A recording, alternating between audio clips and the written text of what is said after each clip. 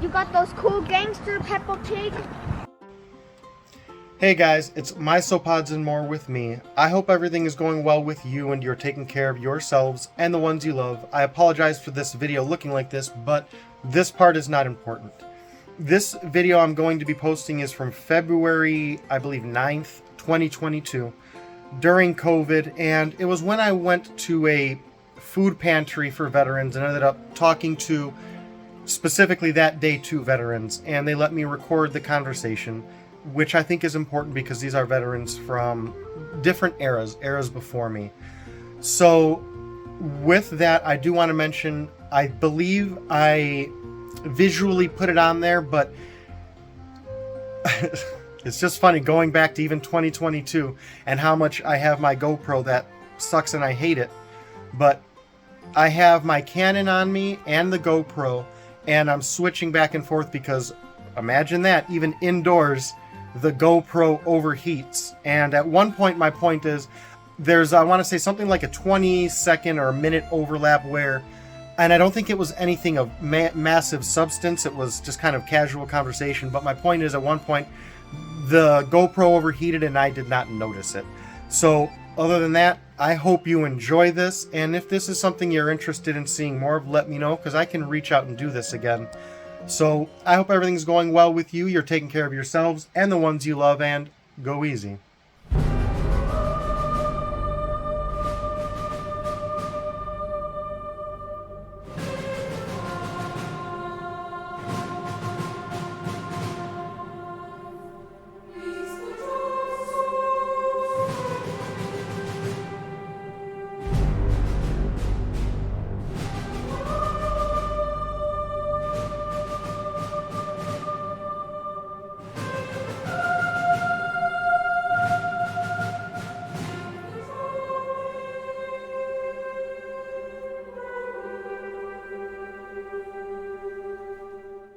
Thank you. But I, So Ray, correct? And I'm sorry again, I'm Yeah. horrible with names, and that's why I try to say it 2 or 3 times. So, no problem. all right. But I have no problem with this because I was teaching high school classes about Vietnam. I Really? had teachers that knew me and would you come speak to the class when they got to that section. There are touchy areas. I understand. As you know, there's touchy areas from where you were. Yes. But How was that experience? The teaching, I'm assuming, good because you did it. yeah, Okay. yeah. I had, all this paperwork that I had got up about Mm-hmm. when it started, and, because a lot of people don't know that Yes. we were there in the 50s, late 50s. So they didn't really understand. But I quit school when day I was 17. I took my oath for the Marine Corps. Yeah. How'd your parents feel? I'm My assuming they d- signed, so we're Yeah, my dad was okay with it, but my mom, she wasn't. So same. in front of the recruiters, when they came to get the signature so I could go take my oath, I had to break down and just about cry to get my mother to sign it. But yeah, it was. One of the questions I always got was how many people did you kill? Which I'm always hesitant to tread into. And my basic response was, I don't know if I killed anybody. I said, you get into a firefight, You don't watch your rounds. you don't watch your rounds, you just keep firing it and, ducking. So that's just the way it went. I don't know how I would feel if I knew I had killed someone, Okay. That is an interesting aspect. So I always say I've never fired anybody, but I've fired rounds and we went in and something similar. And what I meant that is I never thought about that because some people have asked, have you? And I say, I don't know. But I've personally never stopped to consider that aspect of it. Right. So I'm thankful. Well, you're that's not interesting. old enough to think about that shit. I feel like it, yeah. Yeah. Yeah. And I just, this is a question I always ask specifically for Vietnam because I know there were a lot of politics with the war. And I've heard some people, they either waited to get drafted, enlisted because they wanted to enlist, but I heard some would, for example, just say they didn't want to go do a certain job that they knew they would get pinned into. They may enlist to get a cook or something like that. I never Was it ran into any patriotism? of those Okay. guys. Most of the guys I ran into were, well, like you say, they were drafted or they enlisted or they had a choice of doing 3 to 5 years in jail or joining the military for 3 years. You know. And that's one thing I mentioned that where I hesitate to even ask why you enlisted because I know some people it was different, very different, very much back then, and I try to be mindful. I've been patriotic my whole life. You know, I went to a Catholic school. We said our prayers in the morning and then the Pledge of Allegiance. You know, and then I always just thought to myself that if I joined and went to Vietnam, one of these guys that's getting drafted won't get drafted. Yeah, He'll be safe at home. You know, the numbers game. I don't know how you felt when you went over, but I told everybody goodbye. I actually thought I would never come home. I prepared myself to die. And that's basically what gets you through that. Yeah, You got to realize that at any given moment, you know, the round could be coming that other way, like we talked Yeah. about. Some guy just. That was one thing I look back at, and I'm personally fascinated and curious because now granted, fighting against Iraqi defense forces are different than fight because we're in the global war on terrorism, which I'm not too fond of the way we use it. I'm not pro-terrorist, obviously. I Right. think we kind of abuse it sometimes. And oh goodness, I talked myself right off of the curb. Oh goodness, what was this is I always say I kind of want to write things down before I talk myself into the tangents, and this is one of those spots. yeah, that happens. That happens quite a bit. I always say the best conversations end up miles from where they started anyway. So Yeah, um, that's true. You're 100% correct on that. Oh, but that was it. So, oops, not used to this. I wore one of these once. But, so, I've heard of, for example, World War II veterans getting together with, for example, German soldiers with Americans, Japanese, with things just after the fact. And one interesting, which I'm not fond of, which is the aspect of when it's the war on terrorism, because I mentioned going against Iraqi forces are different than terrorists because, in fact, this is a funny story now that I'm thinking. I was going to school with the GI Bill. I met a gentleman from named Man. They're from Iraq, and his father was on the Iraqi Defense Force, so we fought them. And he and I had a conversation about that, about just how his position of it, and how he and I cannot hate. You know, a lot of people would think we'd hate each other. Right. Now, and that's why I say in war there are rules, there's principles and morals, generally speaking. But like when I don't like the fact that I can't do that with terror. You know, it's like it's an interesting aspect because there's a difference there, and I almost envy you all in that even I'm sure you would. Hard to look back at them and say they were friends, but I always say most of us are not fighting for politicians and politics. We're fighting for our country. And they're doing, whether we agree or not, a lot of them, like we're saying, are drafted. Like they get the same choice. You want 5 years in prison? Or Right. do you want to go fight the Americans? And that's part of the navigating all this in life. It's something that we just need to kind of address because I say it's hard, it's hard for people, I believe, to not understand, like you don't leave a war full of hate, generally speaking, for them. And I don't know how to explain that to people often because it's foreign. It's odd. If they haven't been in our shoes, they won't know. How you doing? Hey, Tim. And that, I think, humanizing war, as weird as that sounds, is important.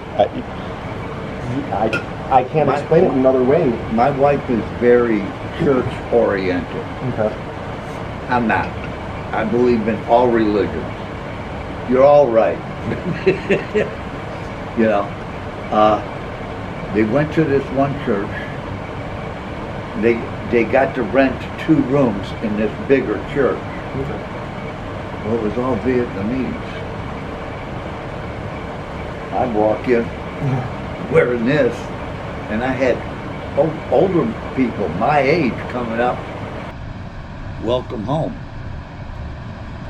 Thanks. Welcome to America. Yeah. You know, I mean, you can't hold it against them. Nope.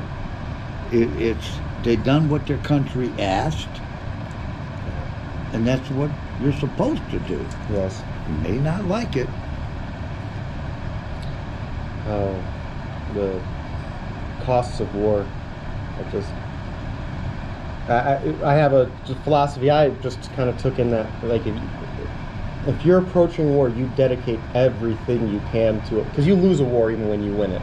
You know, and I say if you could lose avoiding a war, you'll lose so much less than going into the war. And Right. I have that philosophy. Sure, you get it. I'm a Marine. I'm like, to me, war is a switch. Right. I don't ever want to flip that switch, because at that point, you know, we had the issue where, for example, we had, and this wasn't me personally, but our unit going into Fallujah.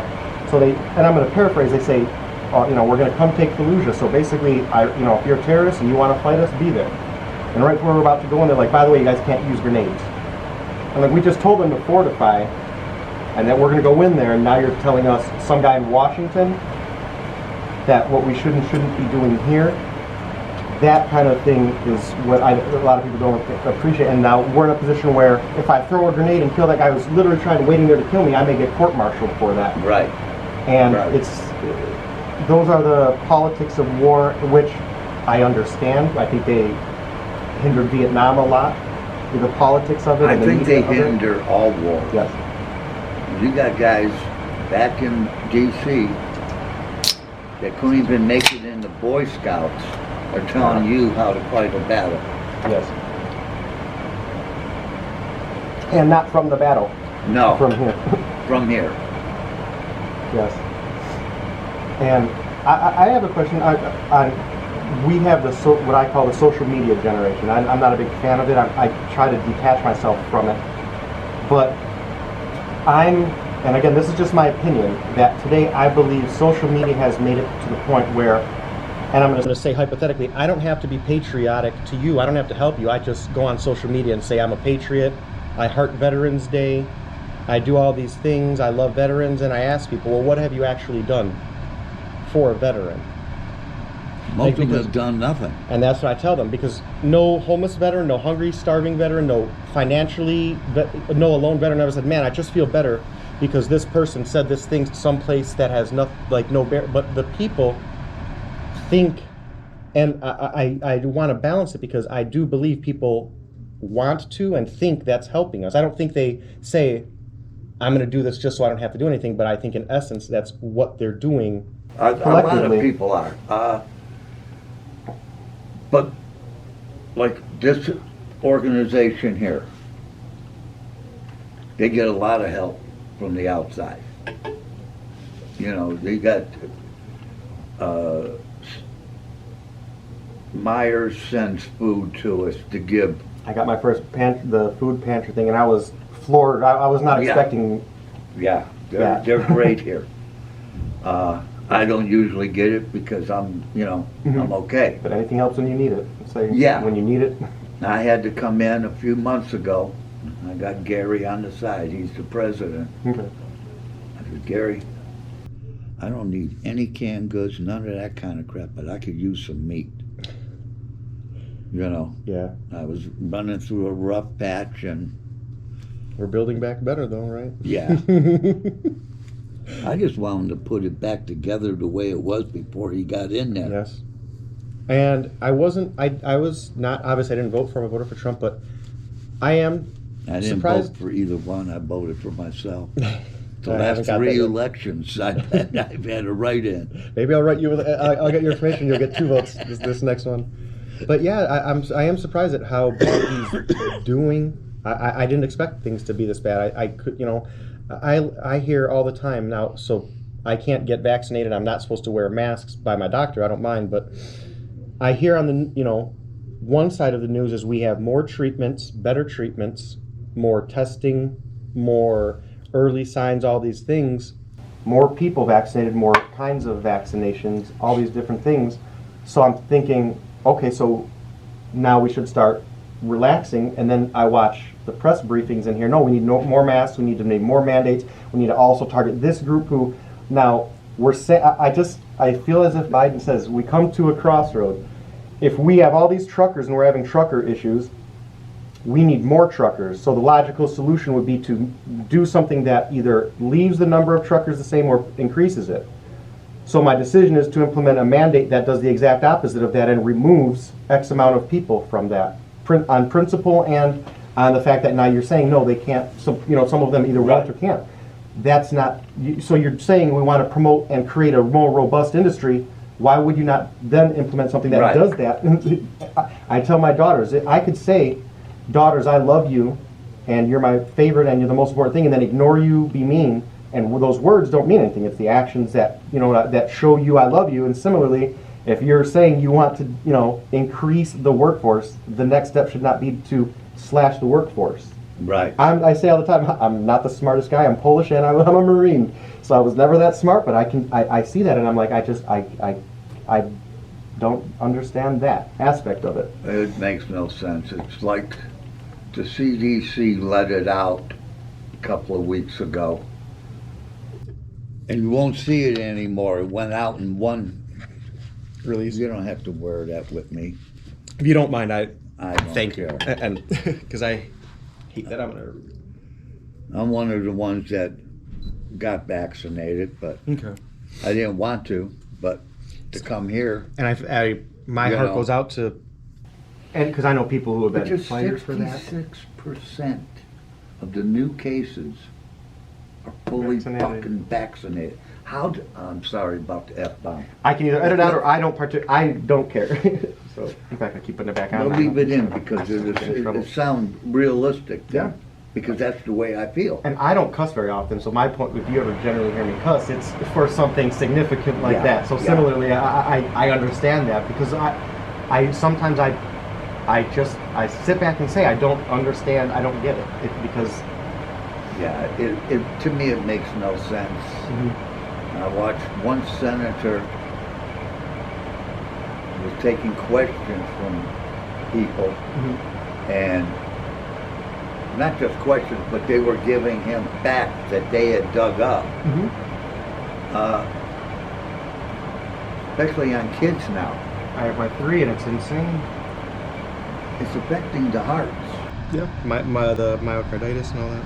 It's gone up like 110% since, they go, people go, well, you got the polio vaccine. I said, did you know how many years they worked on that? And originally there was that big scare where they gave people polio too, originally, which is just Yeah. terrifying.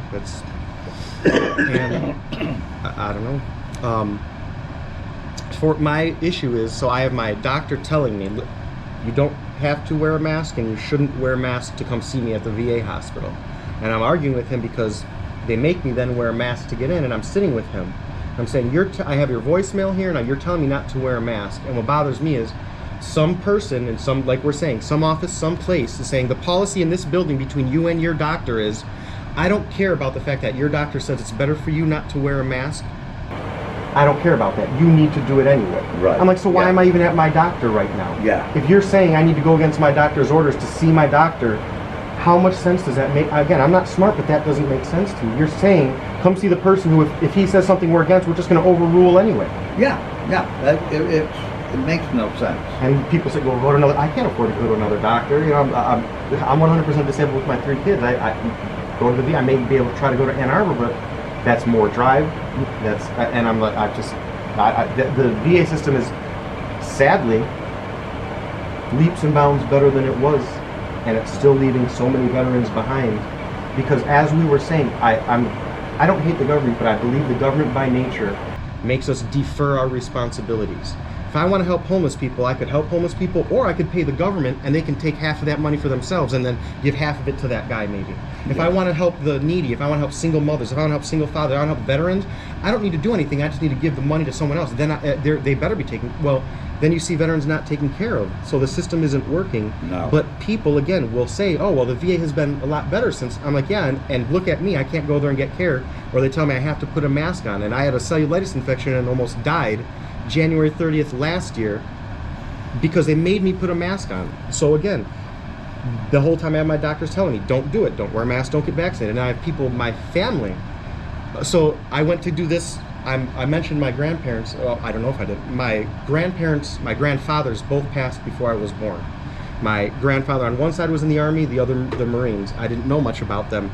And I'm doing this to get family history. So I invited my uncle, who's, you know, his father passed and I've never met him. So I'm like, I want to get the good stories about, because they had a rough, you know, it was rough. It was different those times. And I want to focus on the good, again, give that to my kids. Family history, because I didn't know anything about my grandfather and I feel bad. My kids should know a lot about that. It's their history. Right. So I invite he ends up inviting my aunt, his sister, and then I get the call, and again, I've never expected this. Are you vaccinated? No, I can't. My uncle then says basically, and this is what I say, what people do is more important than what they say, because he presents me with the option of, you can go get vaccinated, then we'll come see you, in spite of the fact that your doctors say not to, and it's against your health. And I tell Uncle Larry, you're basically saying, if I don't listen to you over my doctor, you're not going to come see me, and that doesn't make sense to me. And like you say, he's vaccinated and he'll wear a mask. I don't ask him to. Instead, if I come up before, he's like, I'll just wear a mask and all that. So that good, you're vaccinated and you got a mask. Now, again, People are just too scared. Yeah, well, I think they use.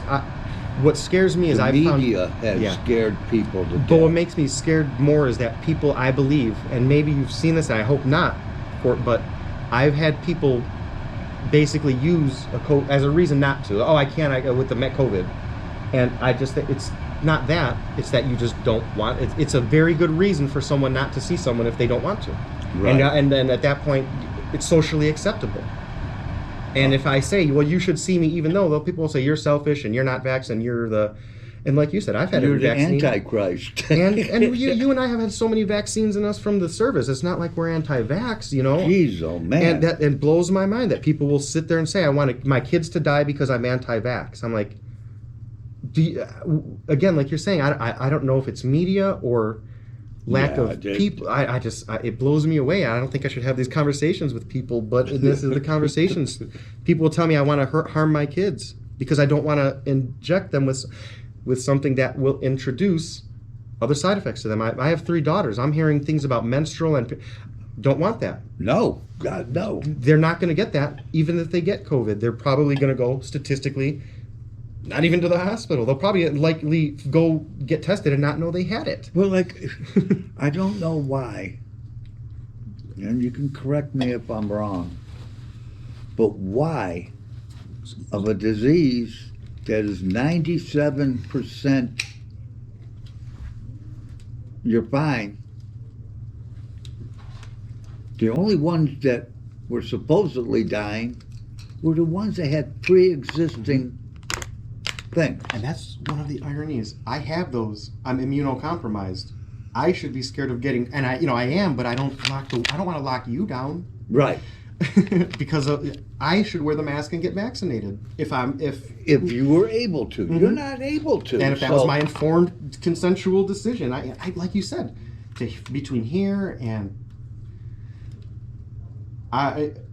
I took while I was in the Marines for granted a long time. Like, I couldn't get fired from my job in a way. You have to be really bad in the military to get fired. Yeah. And I can't imagine now coming to work one day. Like, and by the way, you got to get this or you can't work. You got a month. Well, look what they did to the nurses. How can you? These women worked through the biggest part of it. Firemen now too, police officers, all these things. Like you're saying, they were heroes. Now they're zeros if they don't get vaccine. Yes. And to me, that That's makes shameful. no sense. It's absolutely shameful. And in this, just to kind of maybe close off on the virus, I always laugh because I don't mask. I can't get vaxxed. I don't ever ask anyone to ever do anything that they don't want to do. Right. If and by all means, if you're not comfortable being around it, I understand that. And you're alert. I Like was my always taught wife's if we're not sick, don't vaxxed. go near people. If we're, My- if it's cold, My flu, wife's anything. not vaccinated, Mm-hmm. So This, that's why she hasn't seen her sister. That breaks my heart with because it's a choice, and I think I don't know if a lot of people convince themselves they don't have a choice, maybe that I need, because again, I think it's easier if you lie to yourself and say I just have no choice, but because if you It's a fear Acknowledge, tactic that's yes. coming up from all these mandates, which aren't laws. yeah. And that's what bothers me about the VA. Like I say, I'm in a position where I want to go down there without my mask, but I don't want to get arrested on federal property. You know what I'm saying? Like Right. I had a lady hang up on me literally and cancel my appointment because I was telling her I'm not going to wear a mask. My doctor said I'm not going to wear a mask, and I'm like, she cancels my appointment. Her job is to help. She literally works at a place her job and the place of that purpose is to help veterans. And she thinks in her head my job should be to look for a way not to. Like if I had someone saying I need medical help, I'd look for a reason to get them, and I'd talk to, okay, well, what can we do? Who can I talk to? Well, Right. what waivers can we get? What other facilities? I'm gonna cancel your appointment now. That was the conversation I got from the VA. Like it blows me away. And one thing I'm just curious about, and I always ask generational differences, and what do you think of like these technological leaps? Because you went from probably having invented electricity and regular electricity and telephones. Yeah, big old things. Yep, with the rotaries that I remember coming on Yep. the out. And the world went from, I'll just say the 60s maybe, to today, to being, you had your community and all of a sudden, boom, you have access to the world. And it's, when you're looking over there, you don't look at what's going on in your home, in your Right. community, because everything's over there.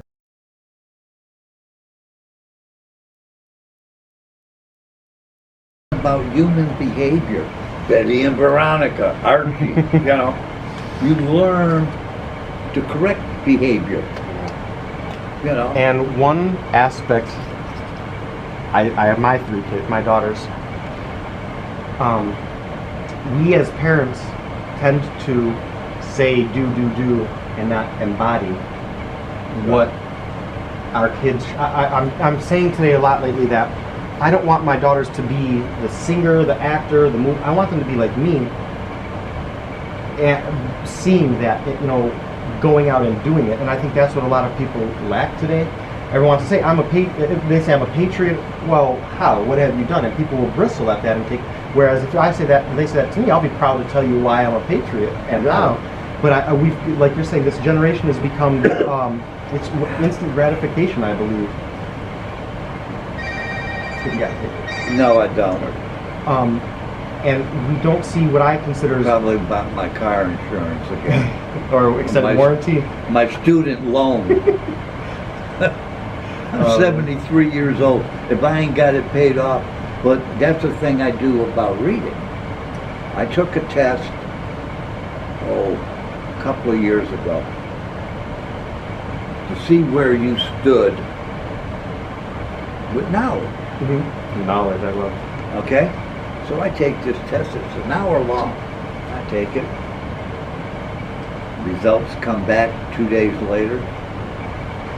You have approximately 2 years of college. Wow, that's fucking cool. That's so Since I quit school in the 11th grade. Yes. But my knowledge is from books And life, I'm sure. and life. Mhm. I mean, but kids today.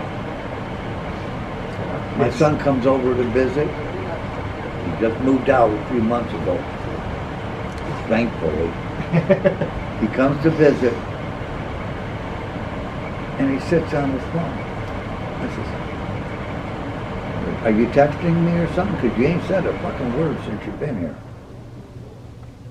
I balance that with my kids got devices from my ex.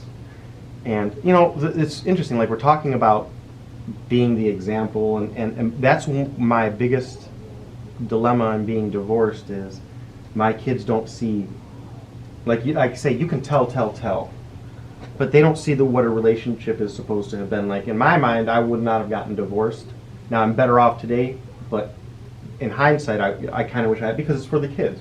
And they don't now get to see the struggle of, for example, if she or I come home and have a bad day, and what that means. You listen to that person, and maybe they yell at you more than they should, but they're not yelling at you, it's venting. Right. And seeing that give and take, or if they do yell at you out of anger, the next day you see the makeup and because my kids subtly have it ingrained that if you don't love someone, we just get divorced like mommy and dad. And that's not what I want my kids to get, but that is the foundation that my ex laid for them, and I have to navigate. You got to remember, you can't stay together because of the kids. I've seen those too. I've done it with my first wife. I mean, 3 years after we were married, we had separate rooms. I remember the separate rooms. Of course, I was drunk at the time, too. I carried the job, never missed a day, and was never late. I was always drunk, though. So, by being able to function, I didn't have a drinking problem. So then I met this other woman, the one I'm married to now. So, she helped me get off the booze. So I was married to my first wife for 12 years. I've been married to my second wife for 40. Okay. 52 years I've been married altogether. Because I got divorced on the 5th floor downtown and went down to the 3rd floor and got a marriage license to marry the new one.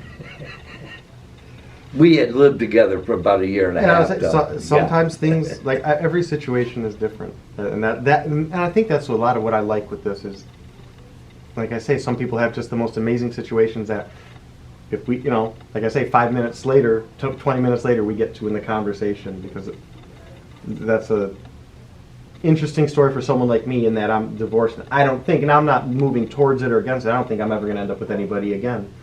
And just the fact that it's a possibility is something that never dawned on me. It's just, I can't fathom it, but, obviously things have happened, so who knows. Right. And then I did have, like I say, these are just generic questions in some of them we honestly touched on, which is, the first one is, and this is, what do you want to or think about to telling young people who are either just interested or curious about serving their country in the military? I tell them, go in the Navy or the Air Force. People have asked because they've got better education possibilities. They live up to their contracts. Signing bonuses usually. Yeah. As a Marine Corps, they'll promise you a shitload. Yep. You get what they give you. I was supposed to be a MP or a legal clerk and got general admin. So I wanted to go to Vietnam. That's why I joined. I get to North Carolina, working in a PX. This is a crock of shit. I got in trouble there. Sometimes that's what it takes. And they go, well, I got court-martialed. No biggie. Who cares? That back then, sometimes it was a rite of passage almost. Yeah. So I got my little court-martial. Made me an office worker. I had to take the fat boys out and make them exercise on the base. Here I am, a private, because of course I got knocked down real quick, telling the captain to give me push-ups. I loved that job. But they finally said, we got to get you out of here. I said, well, I've been trying to go to Vietnam. They go, you're only 17, you can't go. I go, what the fuck do you mean? They didn't tell me that when I enlisted. Okay. I didn't hear about. I didn't know that was a thing. I don't, maybe they Yeah. made it up. You had to be 18 to be in I never knew that. a war zone. And that's interesting because one of my Marines who passed enlisted at 17, but the training took longer than a year. But So- I think it was different then because of what they were Yeah. kind of pushing through. Right. So that's what was throwing me for a loop. I'm like, I didn't think you could do that. But then, yeah, like different. I remember you just did training and gone. A lot of the guys that were 17 on their way there went over by ship Turned 18 on the way. on the way over so they could leave. Okay. I had heard a story that one guy, they got into port where they were supposed to leave him off a day early, Oh, he couldn't go. so he couldn't go. His whole platoon and company went out, and he had to stay on the ship for one more day. Oh man. Hope that worked out for him. Maybe, maybe not. You never know. Well, I cracked my ankle bone in boot camp. Really? How'd that? Man, I fractured my ankle. What was it? After my second deployment, after my first deployment, and hit it so I could go on my second deployment. So because I knew they'd do surgery and all that, so I did it, deployed, came back, and my ankle was ruined. And they said, there's nothing, we put a little cast on it, like a walking cast thing. But they said, Corman. you're not going to be able to graduate with your platoon. We'll just have to set you back 2 weeks. I thought, oh man. I mean, my picture in the Yeah. yearbook, I don't know if they still give out those yearbooks, but my picture, Was it the other platoon? no, it was with my platoon. They gave me that yearbook, and it's got a picture of me on crutches getting fitted for my dress blues. That's awesome. I just, oh. But when we got to the advanced training regiment, right after boot camp, my platoon pulled 30 days of KP. What did they do? Was it luck or did they mess up? 'Cause I don't know that day if it was. If I would have stayed with my platoon, I would have been on KP, which would have set me back 30 days from being able to come home. So it worked out for me. Okay. See, and I had it interesting. So I was, as I mentioned, just a 0151 admin guy. And I always say a lot of the guys with my job were, I don't know if have you seen the movie Office Space? It's just like office work, but with the Marines. It was a lot of guys. It was demoralizing because they gung ho out of boot camp, MCTM, and all that. And they get there and they're like, now you're going to basically do 4 years of paperwork and all that, and you'll get to fire your rifle, every other year to qual. Yeah. And they're like, wait, what? No, I just did all and I was lucky because I got to go with the MU, the Expeditionary Units with the Navy. So I was deployed less than 6 months out of Moscow. But like a lot of people in my job, they ended up sitting in base for 4 years and just getting out. And man, I can't imagine that. Some people like it, like it's if they got to stay at base and didn't go anywhere for 4 years. But for They me, didn't have to duck bullets. and some people, like you say, like they did it, didn't want that, and I get it, stay there. But I couldn't imagine that. I see it broke a lot of people in that regard. It just Right. it's so demoralizing after 4 years, and they hated their Marine Corps experience based on just that. It wasn't anything bad per se. It was just like not what they expected, and some people get trapped in it. We had one Marine, like you mentioned, he wanted to go to Vietnam. We had one guy, what was his name at Sanchez, but downstairs, and I could picture him to this day. The commandant came, and they got the thing where he does a speech, and they get to go up and ask a question. He says, "I want to deploy. What can I do to deploy?" Dude was gone 2 weeks later. But people were mad at him in his shop because they're like, "Oh, you should have done this and that." And he's like, "Well, yeah, but now I'm getting to go, and you guys were keeping, because they wanted to keep." That was his thing. Is he was such a good Marine, they didn't want to let him go. And he's like, "I want to go." So his only alternative was getting up in front of the commandant. And again, the way that they lowered his pros and cons because of that, and tried to write him, but he's like, "I don't care, I'm still going. Yep. You can't outdo the commandant's order." That just took some balls right there. I could not believe that guy. Whew. Man, those are the little stories. Well, I got in trouble again. Yeah, we always do. And down in North Carolina. They said they were gonna ship me off. I wanted to go to Vietnam. Okay, we got you covered. 2 days later, I get orders for Kodiak, Alaska, the Navy base. There's 100 Marines on it. You had to have a top secret clearance, all that good shit. Jesus Christ. So I get done 13 months there. You know they had anything in Alaska. Yeah. Kodiak, Alaska is a big Navy base Really? under I mean, it makes sense. I just never. underwater nuclear Okay. weapons and shit. Yeah, it makes sense. I just never, never thought of that. Yeah. So they stationed me down in California. I got 6.5 months to go. I get in trouble again. Big trouble. I mean, Do I want to ask? Or? jail time. I got in a fight at the roller skating rink. And back then I was drinking pretty good too. Yep. And I put this kid in the hospital. Turns out it was the commanding general's son. So 2 days after that, you can either go to jail or Vietnam. I said, well, if I would have known this 3 years ago, I would have beat the fuck out of them then. You know? Let me go. Oh my goodness. So, You got to break a few eggs to make an omelet. yeah, I didn't get to do a full term, 13-monther. Mhm. I Yeah, wanted you gotta, to. but who knows? I was- Hindsight. I was going to re-enlist. They offered me, Mhm. some money and bullshit and a rank.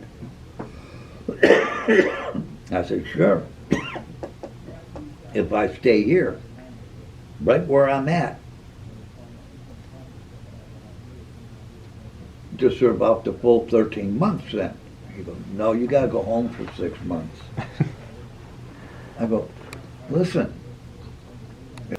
Captain. I said, ma'am, do you know how long it'd take me to get my black market connections started back up?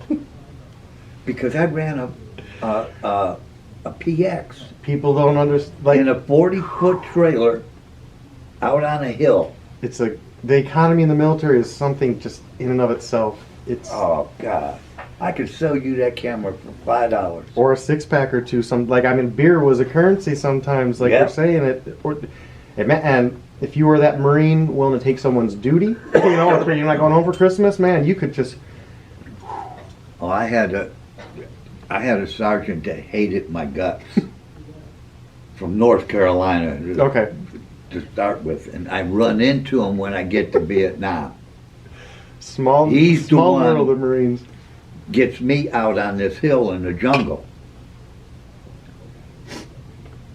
And he says, you better not leave the hill for nothing except to come back here for supplies or whatever you need and to turn the money in. He says, because I know you're an asshole and you always want to go fight. Well, there's no fighting for you. He says, if you go out on patrol They're and get hurt, get wounded, he says, I will file charges for destruction of government property. only in the Marines, I swear. Yeah. I said, oh. Which didn't stop me. I Yeah. still went out. I had guys come up to the tent where I was and, hey, can you open the PX tonight? We've been out of cigarettes all day. And I never smoked or dipped, so I would have people send me stuff to sell or trade off. Like, 'cause I didn't do any of that, so that was an interesting thing for me. Like, I say those underground, always something. Whether it's the food, whether it's like you're saying now, the PX. But we went out once. Like I never ate anything off of chicken except the breast. Okay. So me and Amtrak went out. It was just going to be a foot patrol. Quarter mile out into the jungle or whatever. I volunteered to take this guy's place because he was going home in 2 days. Okay. So he's a little scared. I got it. Lieutenant okayed it. Yep.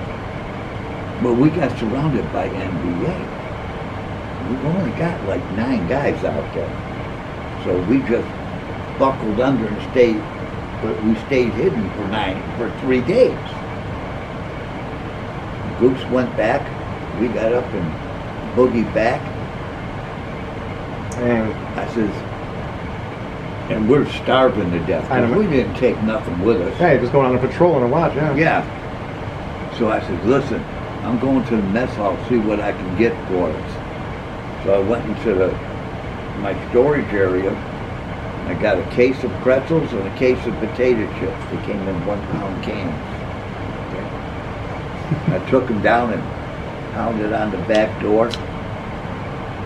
Cook comes out, he goes, what do you need? I said, man, 9 of us just got back. We've been out for 3 days with no food. What can I get for this? He goes, I'll hook you up. We had fried chicken today. Oh, great.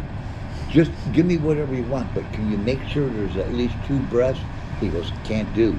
Those go first thing. He gave me your paper grocery bags. We call them garbage bags. One of them was filled to the top with fried chicken. Another one was filled with bread and some other Only crap. imagine that in country after 3 days. Yeah, you know. And I get back there, and I'm looking at this. I'm starving to death. I says, gotta try it. I ate the shit out of those legs. Oh. And my 2 youngest grandsons, every time they come over, tell us another story, Papa. Shut up, leave me alone. A couple of summers ago, they were out in the yard playing Army. Yeah, that's no fun. Yeah. And they go, we got to go get something to eat. And I had an entrenching tool. Oh, okay. So I took it and I pounded it in the ground and flipped over a mound of dirt. There's 3 or 4 worms in it. I said, there you go. They go, Chow down. oh, That's you some protein right can't there." eat those. I took one and I ate it. Yep. Almost puked. Yeah, but- that's gross, isn't it? And they go, oh. They had to go tell my wife. And she goes, don't think you're getting a kiss from me tonight. My youngest, she had one of her "I'm scared of monsters" moments, you know, and I was like, "Why? You shouldn't be scared of monsters." She's like, "Why?" I was like, "I'm a monster." She's like, "No, you're not." She's like, "Yeah, Marines are monsters." She's like, "What's a Marine?" I tell her, and she's, you know, so now every time she's like, "You don't need to be scared of monsters. I'm just going to call Dad." So that was a funny little story about Yeah. that kind of stuff. My story about the food is so ironically, my first deployment, again, I mentioned I was on the Navy ship, so we were out floating to Kuwait and Iraq, but we were actually literally pulling into Guam so we can see it. We're all getting ready for liberty, and then we get news that the tsunami happened. We all find out, like, again, so we're in civilian clothes, we're ready to go, that we got to go back, because what we're going to do is load food, water, supplies, and hightail it to Indonesia. So we get there, and I think I talked about it to about 3 people. And I'm like, the training you get didn't prepare me for after a tsunami. You know, I expected Right. war, people die, but we go in and it's just, again, where we were was in Banda Aceh, and I just describe it as if the island was still there, a big wave came, washed everything out, and kind of moved the island a little bit because everything was just a little bit lower and wet. There were no areas designated. I mean, we were the first Americans in there, and there were no areas designated between going bathroom, so we're walking around, and they, to this day, again, they sent us in with the boots, with the jungle boots, with the eyelets, and this is monsoon season. So again, like your patrol, you're going to go for about 2 or 3 days. We're there for about 2 weeks. So we have we have supplies for 3 or 4 days, no food. We eventually, and this is what talking about food just distinctly to me sticks out.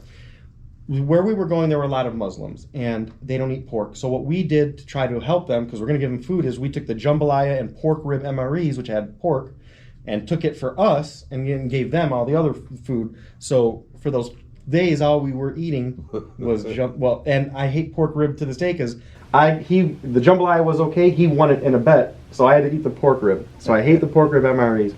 We run out, and eventually we just started eating any like stuff they would. And I said they could have brought me a finger meat, and I would not have known. One day some prime minister or secretary of something for that Indonesia came and brought this again, like food on a stick. That man, I don't, to this day I don't know what it was, but I mean I almost ate the sticks. I was so hungry. And then we get back on ship, me and Folks, the guy's name is Folks, and almost instantly, like, we go by the chow hall, and I don't know if it was just coincidence or a reaction, but we go by the mess decks, and we're just, I mean, we stink. We have been, just, you get it. I mean, and Yeah. so we're walking through, and everyone's like, they could, like, get out of here, because we're just good. And we smell the food, and almost instantly, both of us started getting sick. We had to kind of want to throw up in the mess decks, but I don't know if it was actually smelling food and my stomach kind of waking up, or something that was just kicking in from what we had eaten before. And then we were just sick for the next 2 or he was worse off than I was. Like, but that was just my kind of food moment. Whatever they gave us, we would eat, and that was kind of it. That was, yeah. Yeah, I'm a city boy, so you know, you get into those situations. That's one of the reasons Hamtramck. So. Oh, City were kid. you? Yep. Well, I was right down the street at East Grand Boulevard Okay. in Shane, Yep. which is that new GM plant or whatever. I think is it American Axle or GM? I forget. I think it's GM. Okay. But yeah, everything I did as a kid is gone now. My school, the hospital I was born in. Wow. I mentioned my uncle, the blah blah blah. You know Lakeside Mall? Yeah. They used to live there, Oh wow. and that just you know what I'm saying? Blows me. He would tell stories about when they were playing in the creek over there. There's no creek now. Right. And so it's just that, and that was the thing I mentioned, legacies and history. Like that kind of stuff fascinates me. I go back to Hamtramck now. My grandma just passed away last year, and that was, I mentioned, finding that uniform kind of got a lot of this going, and it's just, I say history. I believe what America lacks is foundation and structure, because if you and I say to our kids, respect freedom, that's just words. And they're going to say, I respect freedom, but if we don't tell them what freedom is, Right. the sacrifices you made, the sacrifices of the guys before, because that's the big thing with me is I'm carrying on your legacy. You're carrying on the legacy of guys who fought, and I'll never Look know. At And what's it's beautiful. happening today. We're losing our freedoms every single day. For security. If I have to wear a mask, or I have to get vaccinated, or I can't go here unless I got gloves on, or whatever, that's taking my freedom away. Yeah. Or the medical things now. And this is just, you said you were a drinker. Now they say, well, I'm hearing they're going to say, well, we're not going to treat people if they're not vaxxed. At that point, well, what if they say, well, you have a liver issue? Well, you drank? Well, okay, well then we don't. My parents, my dad smoked, and now he's got, well, we don't need to. That's his fault. That's his choice to do that. Well, Right. at that point, what is any of it? If I have issue because of my diet, are they going to say, well, that was your food, so deal with your stroke somewhere else? Yeah. That is what scares me. I hear people say, in New York, this is, and a lot of people don't really think about this. I can't take my kids to Applebee's. My kids aren't allowed there because they're not old enough to get vaccinated, and I wouldn't anyway. And I can't get vaccinated. So I can't take my kids to Applebee's or McDonald's because you have to show your vaccination passport. They don't care if you're not old enough to. You have to have it.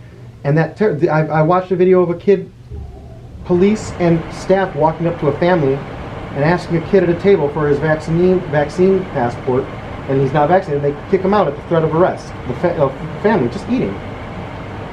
That again, and so now people have been saying, well, that's there and that's there. I'm like, it wasn't in New York and now it is, and it wasn't in California and now it is. It wasn't in Australia, now it is. So at what point are people willing to say, is it going to be the Michigan, the next state? What is the next? And I ask people, what is how many states? Is it going to be 25 states that have mandates until you say we should not do that? And yes, it is here, and now we should stop that? Or is it 3 states, 4 states? Well, I guess the Michigan truckers are getting ready to pull the same stunt that I hope the so. Canadians I want to go down to did. the border and support them. want to do what I can for that. So I'm interested in that. I've been watching the Canadian one. Mm-hmm. I mean, when they were still 100 miles outside of where they were going, and Trudeau hid. Yeah, my God, he got sick. Yeah. He's. I All say. right, go with the next question. All right. I think that means so. Do you have any questions or things you want to say to just people and the younger people in general? I know we got a lot of it out and all of that. Or this one is interesting. I find fascinating. And how, if at all, do you think? Because I mentioned I believe a lot of veterans have stories and things worth telling, but I understand a lot of people's apprehensions to approach them because they don't know how to do it. They don't want to offend you. They don't want to say the wrong thing to the wrong person. And so I always ask, what do you think is a good way, a neutral way to approach a veteran or thank them for their service or something without, I guess, what would you, if you had a stranger, how would you want them to approach you, or how would you not also? Or are there things, like we mentioned, a lot of people say, how many people have you killed? Those are things you kind of, say you don't lead with. It's rapport. Usually a question and answer session. You get that. Yeah. But I get people, and then they give me funny looks. They'll say, "Thank you for your service," and I go, "Oh, it was my pleasure." Can I say it was an honor to serve?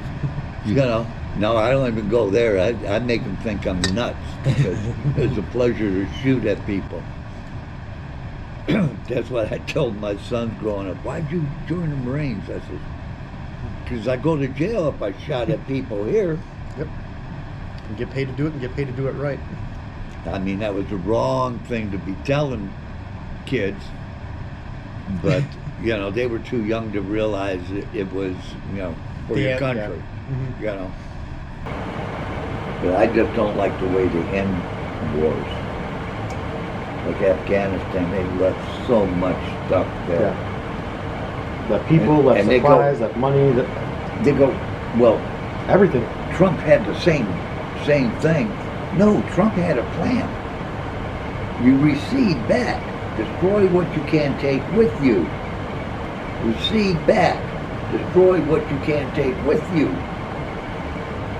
So, yeah, that was kind of sad. It's hard, and I always try to approach it from, because some people look at, if you just say the human life lost, that's, and that, or, but there's, the financial aspect of it, we Billions of lives and dollars wasted, and that, I think that's specifically with Afghanistan, a lot of people had the impression that if you didn't like the way we left, you think we should still be there.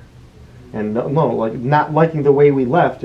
I always say, if I come visit your house, things. Yeah, if I come visit your house, and we have a good time, and then I knock everything off the table and poop on your ground, you're not you're asking me to move to leave because of what I did, not because you're mean and you don't like me. Right. You know what I'm saying? Like I had some hand in that, and people don't see that.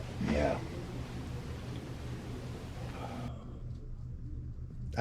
There's now I'm not sure on the politics of Russia and that situation, because I do. And now with Biden sending troops to all over Ukraine. Mm-hmm. I heard several, not Germany, Poland, all that. So they got to be crazy. You want to start a fight with Russia? And they're not going to be there. No. They're going to. I laugh at when we hear the government. I ask people all the time. You hear the government say, our plan is to we're going to reinvest in this and reinvest in that. How often do they come to you or me or anyone and said, can we, how would you like to reinvest? No, their reinvestment is they own a company that does the thing we need to do, or their brother or their spouse does. And so, yeah, you need someone to help get the internet in this third world country. I happen to have a brother who runs an electronic firm. We can send him right there to help you out. Just sign this contract with my, that's what, and these are the, whether it's nepotism or just, corruption or both. A lot of people, we don't hate helping people. We hate the fact that, and I say, I believe the government's a middleman. If we want to help Ukraine, we shouldn't pay the government to then pay an agency to pay a firm, because we're losing our money and efficiency all along that way. And it goes back to this. I say, if anytime you can not have government, get rid of government. God, yes. And people think I hate government because of that. No, I love our tax money. We can, you and I know just spend our don't money like better the than people government. that are in it. Yeah. You know, Nancy Pelosi, $180,000 a year salary, but she's worth $48 million. How does that work? Gretchen Whitmer has an election Oh. year coming up, and all of a sudden, FBI, there's a FBI thing where you find out the majority of people involved were FBI informants and agents. And same thing now with the January 6th debacle. Oh. Or as they say, the January 6th mostly peaceful protest, because it's the double standard there. Yeah, it is a double standard. I mean, you saw buses bringing these people in, You have one and guy. you saw police moving the barricades to let the buses in. You had them looking for people, and one guy on there saying, "Let's go storm the Capitol. I don't care if I go to jail." Well, where's that? He should be one of the main people you are. And he's again. I'm not the smartest guy, but I can see this. How did CNN have a camera set up in the doorway? Yep. So, and those Who questions, let them in? or going back to who was it? The one of the Trump guys that was arrested. Again, the FBI get there at 3 a.m. and news happens to be there. Again, I'm not the smartest guy, but I can put 2 and 2 together. I did my math for Marines MCI. 2 plus 2 equals 4. I can put if they're waiting, if the news is waiting on the FBI to come serve their warrant, they knew about it. Right. And how do they know? Because again, I'm sure the person getting arrested didn't call them and let them know. So it's this hypocrisy is a big thing for me, because I say it's just as much as a lie. And the moment someone lies to you, at that point, when can I trust you again? Right. And at what point should I stop questioning you? That just becomes a thing, and being consistent is a big thing, and you don't see any of that from the government. I hate None. to say it's rules for thee, exceptions for me. I don't like that. Whether it's literally president, sometimes prime ministers, down to my school board, they'll come up and tell me with no mask on how important it is that all of you need to wear masks when we're in a situation like this. If you're going to tell me from this that we all need to wear masks, you should be saying it while you're wearing a mask, not saying, "Hey, you people." That's been on TV. It's insane. They And I show thought it was fake. Cabinet meetings, everybody's sitting I there thought that with was- a mask. We're And going all to of get the a camera. Yep, everyone's reaching for their masks. They're going to take a Yep. picture. Yep. Oh, Christ. Jumping at it. Who put the cameras Yeah. in here? Mm-hmm. Yeah. I would think that was fake if I didn't see it. I would think it was someone trying to say, "Oh yeah, check it." No, there's no way that's real. No way they were 20 people sitting there for an hour, and then all of a sudden someone takes a picture. They jump up to get masks. No way. Okay, yeah, I'm watching it happen. Yeah. And Or you see the end of it, all right? And they sign off. The meeting's over. And somebody flips a button on the camera, and they all got their mask off, hugging, bullshitting, having a good shaking time. hands. Yeah. So, Yeah. While again, and I don't mind that. Don't tell me then not to do the same. yep. And that was another thing people say, "Oh, we have all these other vaccinations for schools." I was like, I've never had my kids or me told, "I need to see your polio vaccinations to be able, again, to go to this restaurant or the mall."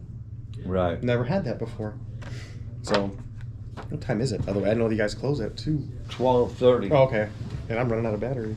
I'll put this on for... Thank you, Well, Ray. I hey, appreciate it. it was- Anytime if you have something else you want to share or pleasure. say or send my way, I love doing this. Love giving you guys your chances. So thank you so much. Hey, that's no problem.